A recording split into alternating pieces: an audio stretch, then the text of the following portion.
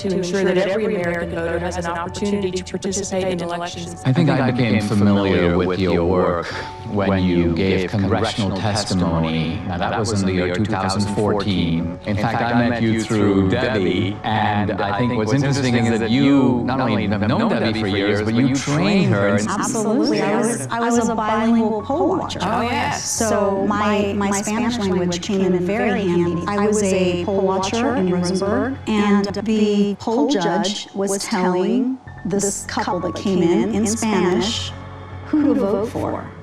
And of course, she didn't really realize that I knew Spanish, and so there we go. And you busted them. I busted them. Yeah. So, Catherine, when you set up True the Vote, you set it up not so much, it's not a partisan organization. Is that because you saw shenanigans, problems with voting as coming out of both parties? Oh, absolutely. Plus, we need parity of parties at the polls. Well, you told me about this remarkable election in which you had vote harvesting and vote trafficking, but it was on behalf of a Republican candidate. Exactly.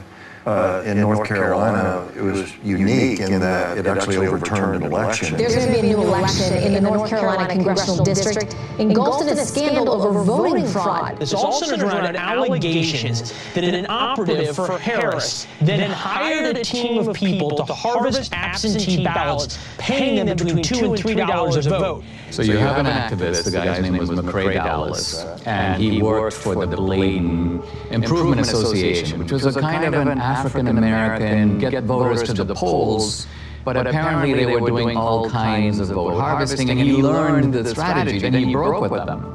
And he took his services to Mark Harris, a Republican, well, actually a pastor who was running. Correct. And Harris won. He pulled it off. In 40 years of doing this, we've seen this over and over again. Sometimes the schemes are a little bit different. Sometimes it's people out banging on doors, gathering ballots. Sometimes the ballots are sent here, gathered here, deposited there. But the trafficking itself is always the same basic pattern. There's a nonprofit involved somewhere in the middle. There are people that are either collecting those ballots on the one hand or depositing those ballots on the other and getting paid for it. In no case is it acceptable to be paid for your ballot or to accept some form of remuneration for your ballot. And in no way, in no time, is that legal.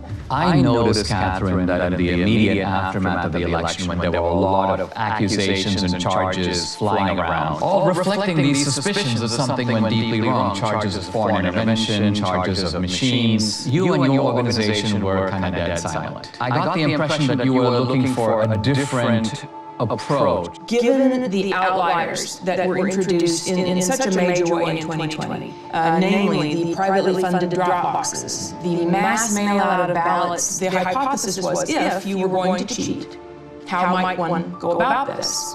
That would be provable, trackable, traceable. You said there might be some, let's just call them bad actors, who are delivering ballots systematically and illicitly to these mail-in drop boxes, and there might be a way to track them and to bust them. We didn't know. We decided we were going to let the data tell the tale, and we collected together a team of highly skilled contractors and put together a plan to see where the data would take us. What, Greg, is geo-tracking? So the idea is to collect these signals that are emitted from your phone. Your cell phone is delivering information to apps that are collecting that ping, so there are 4 key coordinates: the lat long, the elevation, and the time. And with that data, we can then build a pattern of life around you. So that phone's here right now, well, where's it going to be at 5 o'clock, and where's it going to be tonight? Well, here's my cell phone. My cell phone is off. Can I be geo-tracked even with the cell phone being off? Possibly.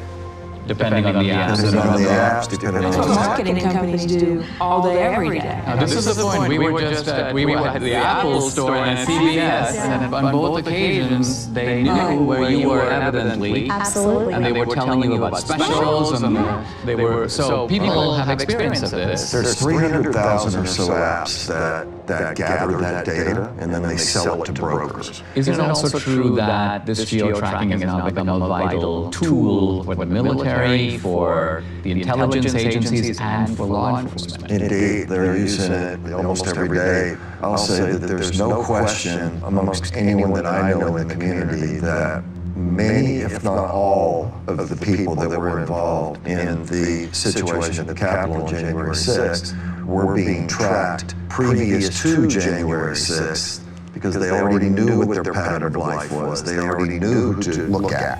Many of the people who stormed the U.S. Capitol on January 6th left digital footprints that law enforcement has used in making arrests. You're saying they must have known about these people before because some of those guys were arrested 1 day, 3 days, 5 days after January 6th, and that's not enough time to do the geo-tracking analysis. The very idea that you could go from the afternoon of January 6th to acquiring the data, tracking the data, unmask who actually owns that phone, which the government is required to do, and then get it to a grand jury, make an arrest in 72 hours?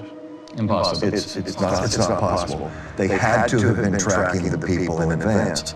But the fact of the matter is, these techniques are used every single day by law enforcement, the intelligence community, the Department of Defense. Was geo-tracking part of the way that the CIA was able to identify bin Laden? It certainly played a role. It's even more sophisticated today than it was when bin Laden was disposed of. More and more apps are participating in this program, if you will. The reliability of geo-tracking is not substantially different from the reliability of a fingerprint or the reliability of DNA. If it identifies your phone, now I could have given my phone to Debbie, but the simple truth of it is my phone was there on this particular date, and there's absolutely no question.